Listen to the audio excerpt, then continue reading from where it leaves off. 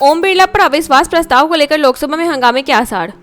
ओम बिरला के खिलाफ विपक्ष द्वारा लाए गए अविश्वास प्रस्ताव पर लोकसभा में चर्चा जारी है। विपक्ष ने उन पर सरकार के पक्ष में काम करने का आरोप लगाया है, जबकि सरकार ने इन आरोपों को खारिज किया है। आज इस मुद्दे पर अमित शाह चर्चा में हिस्सा लेंगे। वहीं कांग्रेस ने नरेंद्र मोदी के सदन में मौजूद न रहने को लेकर भी सरकार पर सवाल उठाए हैं। संसद में राहुल गांधी के बयान पर सियासी तकरार। रविशंकर प्रसाद ने संसद में राहुल गांधी के बयानों पर निशाना साधते हुए कहा कि उनकी बातों में गंभीरता की कमी है। लोकसभा स्पीकर ओम बिरला के खिलाफ अविश्वास प्रस्ताव पर बहस के दौरान यह तीखी नोकझोंक देखने को मिली। विपक्ष ने आरोप लगाया कि नेता प्रतिपक्ष को बोलने का पर्याप्त समय नहीं दिया गया, जबकि सरकार ने इन आरोपों को खारिज कर दिया। ईरान से भारतीय छात्रों को निकासी शुरू, पहला जत्था कल रवाना।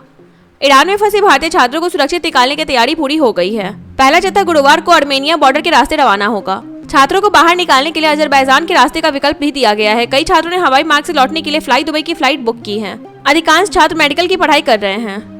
तेल संकट के बीच जयशंकर की ईरान से अहम बातचीत।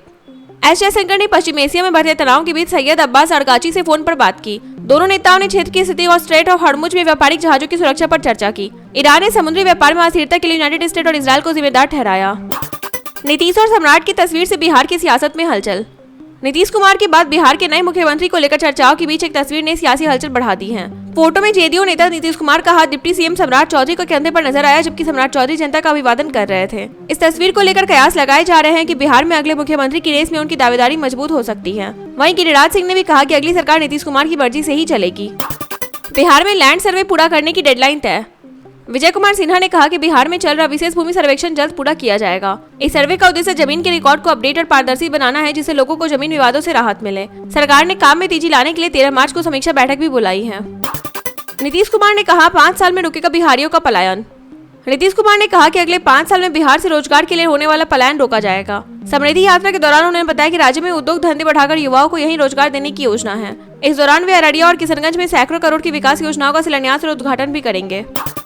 बिहार में 1426 करोड़ के निवेश प्रस्ताव रद्द।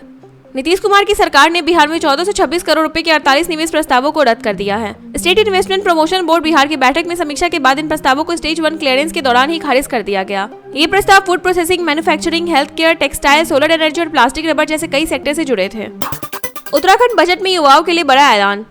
पुष्कर सिंह धामी ने 1.11 लाख करोड़ रुपए से अधिक का बजट पेश किया, जो अब तक का सबसे बड़ा बजट है। इसमें युवाओं को रोजगार और आत्मनिर्भर बनाने के लिए मुख्यमंत्री स्वरोजगार योजना के तहत 60 करोड़ रुपए का विशेष प्रावधान किया गया है। सरकार का लक्ष्य राज्य में रोजगार बढ़ाकर पलायन की समस्या को कम करना है।